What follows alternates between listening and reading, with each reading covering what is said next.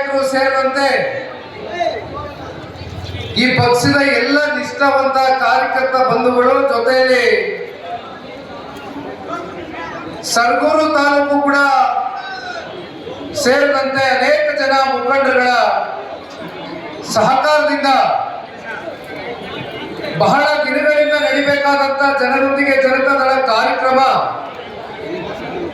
ಇವತ್ತು ಕೋಟೆ ನಾಡಿಗೆ ಬಂದು ತಲುಪಿದೆ. ಕೃಷ್ಣ ನಾಯಕರು ಪ್ರಾಸ್ತಾವಿಕವಾಗಿ ಈಗಾಗಲೇ ಸುದೀರ್ಘವಾಗಿ ಅನೇಕ ವಿಚಾರಗಳನ್ನ ನಿಮ್ಮ ಮುಂದೆ ಪ್ರಸ್ತಾವನೆಯನ್ನ ಇಟ್ಟಿದ್ದಾರೆ. ಇವತ್ತಿನ ಈ ಕಾರ್ಯಕ್ರಮಕ್ಕೆ ಪಕ್ಷದ ಕಾರ್ಯಕರ್ತರು ಮುಖಂಡರು ಅಷ್ಟೇ ಅಲ್ಲದಿರ ಮಾಧ್ಯಮದ ಮಿತ್ರರು ಕೂಡ ಆಗಮಿಸಿದ್ದಾರೆ. ಜೊತೆಯಲ್ಲಿ ಬಹುಮುಖ್ಯವಾಗಿ ಈ ಕ್ಷೇತ್ರದ ಎಲ್ಲ ತಂದೆ ತಾಯಂದಿರುಗಳು, ಅಣ್ಣ ತಮ್ಮಂದರು, ಅಕ್ಕ ತಂಗಿಯರು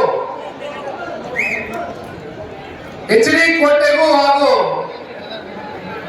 ಸನ್ಮಾನ್ಯ ದೇವೇಗೌಡರು ಸಾಹೇಬರ ಕುಟುಂಬಕ್ಕೂ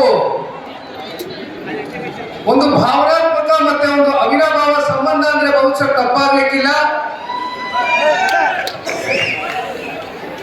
HD ಕೋಟೆ ವಿಧಾನಸಭಾ ಕ್ಷೇತ್ರವನ್ನ ಒಂದು ಮತಕ್ಷೇತ್ರ ಅಂತಕ್ಕಂಥದ್ದು ಅಷ್ಟೇ ದೇವೇಗೌಡರ ಕುಟುಂಬ ಪರಿಗಣಿಸಿಲ್ಲ.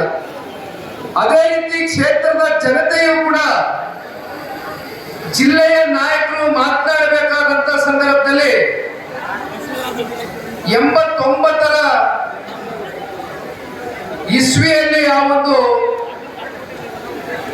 ಜನತಾದಳ ಪಕ್ಷದ ಒಂದು ವಿಧಾನಸಭಾ ಸಾರ್ವತ್ರಿಕ ಚುನಾವಣೆಯ ಸಂದರ್ಭದಲ್ಲಿ ಬಂದಂತ ಒಂದು ಫಲಿತಾಂಶವನ್ನ ಮತ್ತೊಮ್ಮೆ ಜಿಲ್ಲೆಯ ಎಲ್ಲ ನಾಯಕರುಗಳು ಮೆಲುಕಾಗ್ತಾ ಇರ್ತಕ್ಕಂಥದನ್ನ ಬಹುಶಃ ನಾವು ನೋಡುದು ವೇದಿಕೆ ಮೂಲಕ.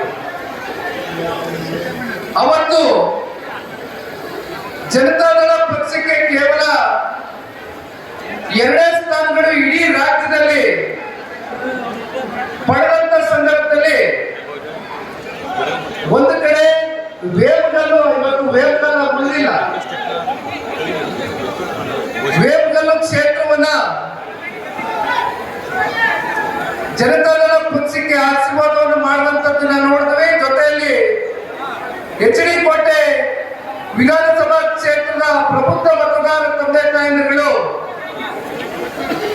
ಅವತ್ತು ಆಶೀರ್ವಾದವನ್ನ ಮಾಡಿದಂಥದ್ದು ಬಹುಶಃ ಇಂದಿಗೂ ಕೂಡ ಒಂದು ಐತಿಹಾಸಿಕವಾದಂತ ಒಂದು ಕ್ಷಣ ಅಂತಕ್ಕಂಥದ್ದು ಈ ಸಂದರ್ಭದಲ್ಲಿ ನಾನು ಮರೀಲಿಕ್ಕೆ ಸಾಧ್ಯ ಇಲ್ಲ. ಆ ರೀತಿ ಯಾರೇ ಪಕ್ಷದಲ್ಲಿ ಬಂದು ಹೋದ್ರೂ ಕೂಡ ಪಕ್ಷವನ್ನ ಪ್ರೀತಿಸ್ತಕ್ಕಂಥ ವರ್ಗ, ಸನ್ಮಾನ್ಯ ದೇವೇಗೌಡರು ಸಾಹೇಬರನ್ನ ಆರಾಧಿಸ್ತಕ್ಕಂಥ ವರ್ಗ, ಸನ್ಮಾನ್ಯ ಕುಮಾರಣ್ಣ ಅವರ ನಾಯಕತ್ವವನ್ನ ಮೆಚ್ಚಿರ್ತಕ್ಕಂಥ ಒಂದು ವರ್ಗ ಇಡೀ ರಾಜ್ಯದಲ್ಲಿ ಯಾವ್ದಾದ್ರು ಇದ್ರೆ ಅದು ಮೊದಲನೇ ಸ್ಥಾನ HD ಕೋಟೆ ವಿಧಾನಸಭಾ ಕ್ಷೇತ್ರದ ಎಲ್ಲ ನಮ್ಮ ತಂದೆ ತಾಯಿಗಳಿಗೆ ಈ ಸಂದರ್ಭದಲ್ಲಿ ಸೇರ್ಪಡೆಗೊಳ್ತಕ್ಕಂಥದ್ದು ಈ ಸಂದರ್ಭದಲ್ಲಿ ನಾನು ಈ ಪಕ್ಷದ ಒಬ್ಬ ನಿಷ್ಠಾವಂತ ಕಾರ್ಯಕರ್ತನಾಗಿ ತಿಳಿಸಲಿಕ್ಕೆ ಬಯಸ್ತೇನೆ. ಕಳೆದ ಸಾರ್ವತ್ರಿಕ ಚುನಾವಣೆಯಲ್ಲಿ ಕೃಷ್ಣ ನಾಯಕರು ಜನತಾದಳ ಪಕ್ಷದಿಂದ ಚುನಾವಣೆಯನ್ನು ಸ್ಪರ್ಧೆ ಮಾಡಬೇಕಾಗಿತ್ತು. ಆದ್ರೆ ಅವತ್ತಿನ ರಾಜಕಾರಣದ ಕೆಲವೊಂದಷ್ಟು ಆ ಸನ್ನಿವೇಶಗಳು ನಮ್ಮ ಕಣ್ಮುಂದೆ ಒಂದಷ್ಟು ಬದಲಾದ ಅವತ್ತಿನ ಕಾಲಘಟ್ಟದಲ್ಲಿ ತಗೊಂಡಂತ ಕೆಲವೊಂದಷ್ಟು ನಿರ್ಣಯಗಳೇನಿತ್ತು, ಕೃಷ್ಣ ನಾಯಕರು ಕಳೆದ ಸಾರ್ವತ್ರಿಕ 23ರ ಚುನಾವಣೆಯಲ್ಲಿ ಜನತಾದಳ ಪಕ್ಷದಿಂದ ಅಭ್ಯರ್ಥಿಗಳಾಗಿದ್ರೆ ಬಹುಶಃ ಇವತ್ತು ನಿಮ್ ಕಣ್ಮುಂದೆ ನಿಮ್ಮೆಲ್ಲರ ಆಶೀರ್ವಾದದಿಂದ ಅವರು ಶಾಸಕರು ಆಗ್ತಾ ಇದ್ದಾರೆ. ಆದ್ರೆ ನಾನು ಕೃಷ್ಣ ನಾಯಕರಿಗೆ ಯಾವಾಗಲೂ ಒಂದು ಮಾತು ಹೇಳ್ತಾ ಇರ್ತೇನೆ. ಈಗಾಗಲೇ ಅವರು ಕೋಟೆಗೆ ಕಾಲಿಟ್ಟು ಸರಿಸುಮಾರು 10 ವರ್ಷ ಕಳೆದಿದೆ. ಈ 10 ವರ್ಷದಲ್ಲಿ ಅಧಿಕಾರ ಇಲ್ಲದೆ ಹೋದ್ರೂ ಕೂಡ ಕ್ಷೇತ್ರದ ಜನತೆಯ ಸಮಸ್ಯೆಯನ್ನು ಅರ್ಥಕೊಂಡು ನಿಮ್ಮೆಲ್ಲರ ಜೊತೆಯಲ್ಲಿ ಲವಲವಿಕೆಯಿಂದ ನಿಮ್ಮ ಕಷ್ಟ ಸುಖಗಳಲ್ಲಿ ನಾನು ಕೂಡ ಒಬ್ಬ ಪಾಲ್ಗಾರನಾಗಿ ನಿಮ್ಮ ಕುಟುಂಬದ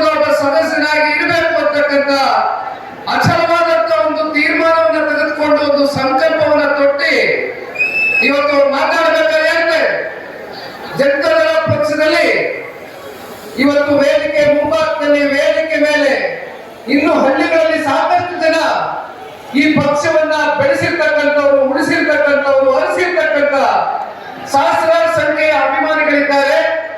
ಅವ್ರು ಯಾರನ್ನು ಕೂಡ ನಡುಬೀದಿಯಲ್ಲಿ ಕೈ ಬಿಟ್ಟು ಹೋಗ್ತಕ್ಕಂಥ ಪ್ರಶ್ನೆ ಇಲ್ಲ. ಜನತಾದಳ ಪಕ್ಷದ ಕಾರ್ಯಕರ್ತರಿಗೆ ಎದುರಿಗೆ ಎದುರು ಕೊಟ್ಕೊಂಡು ನಾನು ಈ ಪಕ್ಷದ ಕಾರ್ಯಕರ್ತನಾಗಿ ಸನ್ಮಾನ್ಯ ಕುಮಾರಣ್ಣ ಅವರ ನಾಯಕತ್ವದಲ್ಲಿ ಮುಂದಿನ 2028ರ ಸಾರ್ವತ್ರಿಕ ವಿಧಾನಸಭಾ ಚುನಾವಣೆಯಲ್ಲಿ ನಿಮ್ಮೆಲ್ಲರ ಆಶೀರ್ವಾದವನ್ನ ಬೇಡಿ ಕ್ಷೇತ್ರದ ಸರ್ವಾತ್ಮಕ ಅಭಿವೃದ್ಧಿಗೆ ಮುಂದಿನ ದಿನಗಳಲ್ಲಿ ನಾನು ಒಂದು ಸಂಕಲ್ಪವನ್ನು ತೊಟ್ಟಿ ನಿಂತಿದ್ದೇನೆ ಅಂತಕ್ಕಂಥದ್ದು ಬಹಳ ಗಟ್ಟಿ ಧ್ವನಿಯಿಂದ ಕೃಷ್ಣ ನಾಯಕರು ಹೇಳುವಂಥದ್ದನ್ನ ನೋಡುವಂತ ಸಂದರ್ಭದಲ್ಲಿ ಕೃಷ್ಣ ನಾಯಕರು 10 ವರ್ಷ ಆಗಿರ್ಬೋದು ಕೋಟೆಗೆ ಬಂದು. ಎಷ್ಟೋ ಜನ ಮೊದಲನೇ ಬಾರಿಗೆ ಶಾಸಕರಾಗ್ತಕ್ಕಂಥ ಅವಕಾಶಗಳು ಸಿಗುತ್ತೆ, ಆದ್ರೆ ಮೊದಲನೇ ಬಾರಿಗೆ ಶಾಸಕರಾಗ್ತಕ್ಕಂಥ ಅವಕಾಶಗಳು ಸಿಕ್ತಂತ ಸಂದರ್ಭದಲ್ಲಿ ಸಾಕಷ್ಟು ಇತಿಹಾಸವನ್ನು ನಾವು ತೆಗೆದು ನೋಡಿದಂತ ಸಂದರ್ಭದಲ್ಲಿ, ಬೆಳಕಾಗ್ತಂತ ಸಂದರ್ಭದಲ್ಲಿ ಬಹಳ ಜನ ಎಡವಿರ್ತಕ್ಕಂಥದ್ದನ್ನ ನಾವು ನೋಡಿದ್ದೇವೆ. ಹಾಗಾಗಿ ಕೃಷ್ಣ ನಾಯಕರಿಗೆ ಈ ಸಂದರ್ಭದಲ್ಲಿ ಈ ಪಕ್ಷದ ಒಬ್ಬ ಯುವ ಕಾರ್ಯಕರ್ತನಾಗಿ ಒಂದು ವಿಷಯವನ್ನು ತಿಳಿಸ್ಲಿಕ್ಕೆ ಬಯಸ್ತೇನೆ.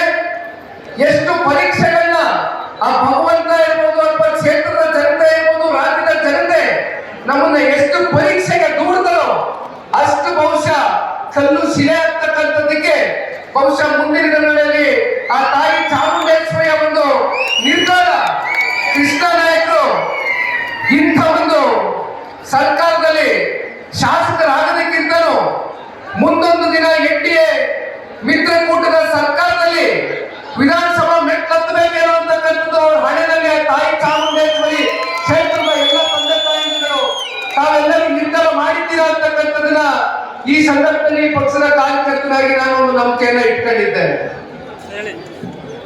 ಕಳೆದ ವರ್ಷ ಅಂದ್ರೆ ಹೊಸ ವರ್ಷಕ್ಕೆ ಕಾಲು ಇಟ್ಬಿಟ್ಟಿದೀವಿ. ಕಳೆದ ವರ್ಷ ಅಂದ್ರೆ ಏನು 1 ವರ್ಷ ಆಗಿಲ್ಲ, ಬಹುಶಃ ಕೃಷ್ಣಣ್ಣ ಏನೋ ಒಂದು 6 ತಿಂಗಳು ಕಳೆದಿದೆಯೇನೋ ಅಂತ ಅನ್ಕೊಳ್ತೇನೆ. ಹುಲಿ ದಾಳಿಯ ಪ್ರಕರಣದಲ್ಲಿ ಸಾಕಷ್ಟು ತಾಲೂಕಿನ ಜನತೆ ಇವತ್ತು ತತ್ತರಿಸಿ ಹೋಗಿರ್ತಕ್ಕಂಥದ್ದನ್ನ ನಾವು ನೋಡ್ತಾ ಇದ್ದೇವೆ. ಸಾಕಷ್ಟು ಮನೆಗಳಿಗೆ ಹುಲಿ ದಾಳಿಯಾದಂತ ಸಾಕಷ್ಟು ಜನ ರೈತಾಪಿ ವರ್ಗಕ್ಕೆ ಬಹಳ ಗಂಭೀರವಾಗಿ ಗಾಯಗೊಂಡಂತ ಸಂದರ್ಭದಲ್ಲಿ ಕೃಷ್ಣ ನಾಯಕರು ನಾನು ಪತ್ರಿಕೆಯಲ್ಲಿ ಆ ಮಾಹಿತಿಯನ್ನು ಪಡ್ಕೊಂಡು ಅವ್ರಿಗೆ ಕರೆದು ಕೂರಿಸಿ ಮಾತಾಡಿದಂತ ಸಂದರ್ಭದಲ್ಲಿ ಒಂದು ಕೃಷ್ಣ ನಾಯಕರ ಒಂದು ಸಮಯ ನಿಗದಿ ಮಾಡಿ ಯಾವ ರೈತ ಕುಟುಂಬಗಳಿಗೆ ಅವರ ಹೊಲ ಗದ್ದೆಗಳಲ್ಲಿ ಕೆಲಸ ಮಾಡಬೇಕಾದಂತ ಸಂದರ್ಭದಲ್ಲಿ ಆ ಪ್ರಾಣಿ ಜೊತೆಗೆ ಒಂದು ಸಂಘರ್ಷಕ್ಕೆ ಒಳಗಾದಂತ ರೈತರ ಮನೆಗಳಿಗೆ ಭೇಟಿ ಕೊಡ್ತಕ್ಕಂಥ ಒಂದು ಕಾರ್ಯಕ್ರಮವನ್ನು ನಿಗದಿ ಮಾಡಿ ನಾನು ಬರ್ತೇನೆ, ಇಡೀ ದಿನ ನಾನು ಕ್ಷೇತ್ರವನ್ನ ಪ್ರವಾಸವನ್ನ ಇಟ್ಕೊಳ್ತೇನೆ, ನನ್ನನ್ನು ಕರ್ಕೊಂಡು ಹೋಗೋಣ, ಜೊತೆಯಲ್ಲಿ ಸಾಂತ್ವನವನ್ನ ಹೇಳೋಣ, ಜೊತೆಯಲ್ಲಿ ಕೈಲಾದಷ್ಟು ಮಟ್ಟಿಗೆ ಕೃಷ್ಣ ನಾಯಕರು ಧನ ಸಹಾಯವನ್ನು ಮಾಡಿದ್ದಾರೆ. ಅದೇನು ದೊಡ್ಡ ವಿಚಾರ ಅಂತ ನಾನು ಹೇಳಲಿಕ್ಕಿಲ್ಲ, ಕಾರಣ ಇದು ಅವರ ಕರ್ತವ್ಯ, ನಮ್ಮೆಲ್ಲರ ಕರ್ತವ್ಯ. ಆದ್ರೆ ವಿಪರ್ಯಾಸ ಏನಪ್ಪಾ ಅಂದ್ರೆ ಬಹುಶಃ ಕಳೆದ 1 ದಶಕದಲ್ಲಿ ಇವತ್ತು ಹುಲಿ ದಾಳಿಯ ಹಾಗೂ ಆನೆ ದಾಳಿಯ ಮಾನವ ಮತ್ತೆ ವನ್ಯಜೀವಿಗಳ ಒಂದು ಸಂಘರ್ಷದ ಆ ಪ್ರಕರಣದಲ್ಲಿ ಹೆಚ್ಚು ಕಮ್ಮಿ ರಾಜ್ಯದಲ್ಲಿ 161 ಜನ ಬಲಿಯಾಗಿದ್ದಾರೆ. 1 ದಶಕದಲ್ಲಿ ಇದು ಅತ್ಯಂತ ಗರಿಷ್ಠ ಮಟ್ಟಕ್ಕೆ ಹೋಗಿ ತಲುಪಿದೆ ಅಂತಕ್ಕಂಥದ್ದಾದ್ರೆ ರಾಜ್ಯ ಸರ್ಕಾರದ ಅರಣ್ಯ ಮಂತ್ರಿಗಳು ಯಾವ ರೀತಿ ಅವರ ಕೆಲಸವನ್ನ ನಿರ್ವಹಣೆ ಮಾಡ್ತಾ ಇದ್ದಾರೆ ಅಂತಕ್ಕಂಥದ್ದು ಬಹುಶಃ ಇದಕ್ಕಿಂತ ದೊಡ್ಡ ಉದಾಹರಣೆ ಇನ್ನೊಂದು ಸಿಗ್ಲಿಕ್ಕಿಲ್ಲ. ಮತ್ತೊಂದು ಕಡೆ ಕಳೆದ 3 ವರ್ಷದಲ್ಲಿ ಇಡೀ ಮೈಸೂರು ಜಿಲ್ಲೆಯಾದ್ಯಂತ ಹುಲಿಗಳು ಹತ್ತತ್ರ 21 ಹುಲಿಗಳು ಇವತ್ತು ಜನ ವಾಸವಾಗಿರ್ತಕ್ಕಂಥ ಪ್ರದೇಶಗಳಲ್ಲಿ ಬಂದು ಜನರಿಗೆ ಪ್ರತಿನಿತ್ಯವೂ ಕೂಡ ಒಂದು ಆತಂಕದ ಒಂದು ಪರಿಸ್ಥಿತಿಗಳನ್ನ ನಿರ್ಮಾಣ ಆಗಿರ್ತಕ್ಕಂಥದ್ದನ್ನ ನಾವು ಇಡೀ ರಾಜ್ಯದಲ್ಲಿ ಏನ್ ನೋಡ್ತಾ ಇದ್ದೇವೆ. ಮೈಸೂರು ಜಿಲ್ಲೆ ಇರ್ಬೋದು, ಅದರಲ್ಲೂ HD ಕೋಟೆಯಲ್ಲಿ ಮೈಸೂರು ಜಿಲ್ಲೆಯಲ್ಲಿ ಸಾಕಷ್ಟು ಜನ ಇವತ್ತು 25ಕ್ಕೂ ಹೆಚ್ಚು ರೈತಾಪಿ ವರ್ಗ, ಅದರಲ್ಲಿ ಯುವಕರು ಕೂಡ 5 ಜನ ಇವತ್ತು ಈ ಒಂದು ಪ್ರಕರಣದಲ್ಲಿ ಪ್ರಾಣ ಕಳ್ಕೊಂಡಿರ್ತಕ್ಕಂಥದ್ದನ್ನ ನಾವು ನೋಡಬಹುದು. ಇದೆಲ್ಲವನ್ನ ಸರಿಪಡಿಸ ಜವಾಬ್ದಾರಿ ಮತ್ತೆ ಹೊಣೆಗಾರಿಕೆ ಸರ್ಕಾರದ ಮೇಲೆ ಮತ್ತೆ ಸರ್ಕಾರದ ಅರಣ್ಯ ಮಂತ್ರಿಗಳ ಮೇಲೆ ಏನಿದೆ. ಆದ್ರೆ ವಿಪರ್ಯಾಸ ಇವತ್ತು ಆನೆಗಳು ಬರ್ತವೆ. ಆನೆಗಳು ಬಂದಂತ ಸಂದರ್ಭದಲ್ಲಿ ಇವತ್ತು ನೀವು ರೈಲ್ವೆ ಫೆನ್ಸಿಂಗ್ಗಳನ್ನ ನಿರ್ಮಾಣ ಮಾಡಬೇಕಾಗ್ತದೆ. ರೈಲ್ವೆ ಫೆನ್ಸಿಂಗ್ ಅನ್ನ ನಿರ್ಮಾಣ ಮಾಡಿದ್ರೆ ಮಾತ್ರ ಇವತ್ತು ಆನೆಗಳನ್ನಾಗ್ಲಿ ಹುಲಿಗಳನ್ನಾಗ್ಲಿ ಯಾವುದೇ ಪ್ರಾಣಿಗಳು ಇವತ್ತು ಜನವಾಸವಾಗಿರ್ತಕ್ಕಂಥ ಪ್ರದೇಶಕ್ಕೆ ಬರ್ತಕ್ಕಂಥದಕ್ಕೆ ತಡೆಗಟ್ಟತಕ್ಕಂಥದಕ್ಕೆ ಇರುವಂತದಕ್ಕೆ ನಮಗೆ ಒಂದೇ ಅವಕಾಶ. ಆದ್ರೆ ಇಲ್ಲಿಯವರೆಗೂ ಕೂಡ ಅದು ಯಾವ ಒಂದು ಕಾರ್ಯಕ್ರಮಗಳನ್ನ ಮಾಡ್ತಕ್ಕಂಥದಕ್ಕೆ ಈ ಸರ್ಕಾರ ಆಗಲಿ ಸರ್ಕಾರದಲ್ಲಿ ಇರ್ತಕ್ಕಂಥ ಮಂತ್ರಿಗಳಾಗಿ ಇಲ್ಲಿಯವರೆಗೂ ಕೂಡ ಯಾವುದೇ ದಿಟ್ಟವಾದಂತ ಹೆಜ್ಜೆಗಳನ್ನ ಇಟ್ಟಿಲ್ಲ. ಇವೆಲ್ಲವನ್ನ ನೋಡ್ತಾ ಸನ್ಮಾನ್ಯ ಕುಮಾರಣ್ಣವರು ಇವತ್ತೇನು ಕೇಂದ್ರದಲ್ಲಿ ಕೂತಿದ್ದಾರೆ. ಒಂದು ಮಾತಿನ ನಿಮಗೆ ತಿಳಿಸ್ಲಿಕ್ಕೆ ಬಯಸ್ತೇನೆ. ಪರಿಸರ ಮತ್ತು ಅರಣ್ಯ ಕೇಂದ್ರದ ಮಂತ್ರಿಗಳು ಭೂಪೇಂದ್ರ ಯಾದವ್ ಅವರನ್ನ ಸನ್ಮಾನ್ಯ ಕುಮಾರಣ್ಣವರು ಇತ್ತೀಚಿನ ದಿನಗಳಲ್ಲಷ್ಟೇ ಕಳೆದ ವರ್ಷ ಭೇಟಿ ಮಾಡ್ತಾರೆ. ಈ ಪ್ರಕರಣಗಳು ಯಾವಾಗ ಬಹಳ ದೊಡ್ಡ ಮಟ್ಟದಲ್ಲಿ ಬೆಳಕಿಗೆ ಬಂತು ಆ ಸಂದರ್ಭದಲ್ಲಿ ಸನ್ಮಾನ್ಯ ಕುಮಾರಣ್ಣವರು ನಾನು ಕೇವಲ ಉಕ್ಕು ಮತ್ತೆ ಬೃಹತ್ ಕೈಗಾರಿಕೆ ಸಚಿವರು ಅಂತಕ್ಕಂಥದ್ದು ಇವತ್ತು ಅವ್ರ ಮನಸ್ಸಲ್ಲಿಟ್ಟು ಕೆಲಸ ಮಾಡ್ತಾ ಇದ್ರು. ನಮ್ಮ ರಾಜ್ಯದ ರೈತರಿಗೆ ಯಾವುದೇ ಒಂದು ಸಂದರ್ಭದಲ್ಲಿ ಅಥವಾ ನಮ್ಮ ರಾಜ್ಯದ ಜನತೆಗೆ ಯಾವುದೇ ವರ್ಗದ ಜನತೆಗೆ ಸಮಸ್ಯೆ ಉಂಟಾದಂತ ಸಂದರ್ಭದಲ್ಲಿ ಕನ್ನಡ ನಾಡಿನ ಹೆಮ್ಮೆಯ ಪುತ್ರ ಸನ್ಮಾನ್ಯ ಕುಮಾರಣ್ಣವರು ಇರ್ತಾರೆ ಅಂತಕ್ಕಂಥದನ್ನ ಭೂಪೇಂದ್ರ ಯಾದವ್ ಅವ್ರನ್ನ ಭೇಟಿ ಮಾಡಿ ಹೇಗಾದ್ರೂ ಮಾಡಿ ಇದಕ್ಕೆ ಒಂದು ಶಾಶ್ವತವಾದಂತ ಒಂದು ಪರಿಹಾರವನ್ನ ಕಲ್ಪಿಸಿಕೊಳ್ಬೇಕು ಅಂತಕ್ಕಂಥ ನಿಟ್ಟಿನಲ್ಲಿ ಚರ್ಚೆಯನ್ನ ಮಾಡುವ ಮೂಲಕ ಭೂಪೇಂದ್ರ ಯಾದವ್ ಅವರು ಕೇಂದ್ರದ ಅರಣ್ಯ ಸಚಿವರೇನಿದ್ದಾರೆ ಅಧಿಕಾರಿಗಳಿಗೆ ಒಂದು ವರದಿಯನ್ನ ಕೊಡಿ ಅಂತಕ್ಕಂಥದ್ದನ್ನ ತಾಕೀತು ಮಾಡುವ ಮೂಲಕ ಇನ್ನು ಕೂಡ ಪಾರ್ಲಿಮೆಂಟ್ 3ನೇ ತಾರೀಕು ನಡೀತಾ ಇದೆ. ಈ ಪಾರ್ಲಿಮೆಂಟ್ ಒಳಗಡೆ ಇದಕ್ಕೆ ಯಾವುದಾದ್ರೂ ರೀತಿ ಏನೊಂದು ಪರಿಹಾರವನ್ನ ಕಂಡುಕೊಡ್ತಕ್ಕಂಥದ್ದಕ್ಕೆ ಸಾಧ್ಯವೋ ಒಂದು ವರದಿಯನ್ನು ನನಗೆ ಆ ಟೇಬಲ್ ತೆಗೆದುಕೊಂಡು ಬಂದು ಕೊಡಿ ಅಂತಕ್ಕಂಥ ಆದೇಶವನ್ನ ಪರಿಸರ ಮತ್ತು ಅರಣ್ಯ ಇಲಾಖೆಯ ಮಂತ್ರಿಗಳು ಭೂಪೇಂದ್ರ ಯಾದವ್ ಅವರು ಇವತ್ತು ಒಂದು ಮಾತನ್ನ ಸನ್ಮಾನ್ಯ ಕುಮಾರಣ್ಣವ್ರಿಗೆ ಕೊಟ್ಟಿದ್ದಾರೆ. ದಯಮಾಡಿ ನಿಮ್ ಗಮನದಲ್ಲಿರಲಿ. ಜೊತೆಯಲ್ಲಿ ಇವತ್ತು ಒಂದ್ ಕಡೆ ಹುಲಿ ದಾಳಿ, ಮತ್ತೊಂದ್ ಕಡೆ ಇವತ್ತು ತಾರಕ ಜಲಾಶಯ ಏನಿದೆ ಆ ಜಲಾಶಯ ಕಾಲುವೆಗಳನ್ನ ಆಧುನೀಕರಣ ಮಾಡ್ತಕ್ಕಂಥದಕ್ಕೆ 88 ಕೋಟಿ ರೂಪಾಯಿಯಷ್ಟು ಹಣವನ್ನ ಬಿಡುಗಡೆ ಮಾಡಬೇಕು ಅಂತಕ್ಕಂಥ ಪ್ರಸ್ತಾವನೆ ಇವತ್ತು ಈ ರಾಜ್ಯ ಸರ್ಕಾರದ ಮುಂದೆ ಇಟ್ಟರೂ ಕೂಡ ರಾಜ್ಯ ಸರ್ಕಾರ ಇತ್ತೀಚಿನ ದಿನಗಳಲ್ಲಿ ಬಜೆಟ್ ಅನ್ನ ಮಂಡಿಸ್ತಾರೆ. ಆ ಬಜೆಟ್ ನಲ್ಲಿ 88 ಕೋಟಿ ರೂಪಾಯಿ ಇವತ್ತು ಕಾಲುವೆಗಳ ಆಧುನೀಕರಣಕ್ಕೆ ಕೊಡಬೇಕಾದಂತ ಹಣವನ್ನ ಇವತ್ತು ಕೊಡ್ಲಿಕ್ಕೆ ಸಾಧ್ಯ ಆಗಿದೆ. 136, 138, 140 ಇವತ್ತು ಬೀಗ್ತಾರೆ. ಇವತ್ತು ಕಾಂಗ್ರೆಸ್ ದೊಡ್ಡ ಮಟ್ಟದಲ್ಲಿ ಇವತ್ತು ಆಡಳಿತವನ್ನ ಮಾಡ್ತಾ ಇದ್ದೇವೆ. 140 ಸ್ಥಾನ ರಾಜ್ಯದ ಜನ ನಮಗೆ ಕೊಟ್ಟಿದ್ದಾರೆ ಅಂತಕ್ಕಂಥದ್ದನ್ನ ಕೇವಲ ನೀವು ನಿಮ್ಮ ಬೆನ್ನನ್ನ ತಕ್ಕೊಳ್ತಕ್ಕಂಥದ್ದಲ್ಲ, ರಾಜ್ಯದ ಜನತೆ ನಿಮ್ಮನ್ನ ಆಶೀರ್ವಾದ ಮಾಡದಂತ ಸಂದರ್ಭದಲ್ಲಿ ಇವತ್ತು ಮೈಸೂರು ಜಿಲ್ಲೆಗೆ ಸೇರಿರ್ತಕ್ಕಂಥ ಏನಿವತ್ತು ನಮ್ಮ ಕೋಟೆ ತಾಲೂಕಿದೆ, ಮಾನ್ಯ ಮುಖ್ಯಮಂತ್ರಿಗಳು ಪ್ರತಿನಿಧಿಸ್ತಾ ಇರ್ತಕ್ಕಂಥ ಜಿಲ್ಲೆ. ಇಂಥ ಒಂದು ಜಿಲ್ಲೆಯಲ್ಲಿ ಇಂಥ ಘಟನೆಗಳು ದುರ್ಘಟನೆಗಳು ನಡಿಬೇಕಾದಂತ ಸಂದರ್ಭದಲ್ಲಿ ಮುಖ್ಯಮಂತ್ರಿಗಳು ಕಣ್ಮುಚ್ಕೊಂಡು ಕೂತಿದ್ದಾರೆ. ಇದಕ್ಕೆ ಇನ್ನೊಂದು ವಿಪರ್ಯಾಸ ಏನಪ್ಪಾ ಅಂದ್ರೆ ಇತ್ತೀಚಿನ ದಿನಗಳಲ್ಲಿ ತಾವೆಲ್ಲ ಪತ್ರಿಕೆಗಳಲ್ಲಿ ಓದಿದ್ದೀರಿ ಅಂತ ನಾನು ಅನ್ಕೊಂಡಿದ್ದೀನಿ. ಕೇರಳದಲ್ಲಿ ಒಂದು ಭೂಕುಸಿತ ಆಗುತ್ತೆ. ಭೂಕುಸಿತ ಆಗಿ ಸಾಕಷ್ಟು ಜನ ಪಾಪ ಅಲ್ಲಿ ಜನರ ಜೀವನ ಅಸ್ತವ್ಯಸ್ತ ಆಗ್ತಕ್ಕಂಥದ್ದನ್ನ ನಾವು ನೋಡಿದ್ದೇವೆ. ಅವ್ರ ಮೇಲೆ ನಮಗೆ ಅನುಕಂಪ ಇದೆ. ಆದ್ರೆ ಇಲ್ಲಿ ಜನಕ್ಕೆ ನೀವು ಪರಿಹಾರವನ್ನ ಘೋಷಣೆ ಮಾಡಿದ್ದೀರಾ. ಅಲ್ಲೆಲ್ಲೋ ಅತಿವೃಷ್ಟಿಯಾಗಿ ಬೀದರ್ನಲ್ಲಿ, ಯಾದಗಿರಿನಲ್ಲಿ, ಕಲಬುರಗಿನಲ್ಲಿ ರೈತರು ಬೀದಿಗೆ ಬರ್ತಾರೆ.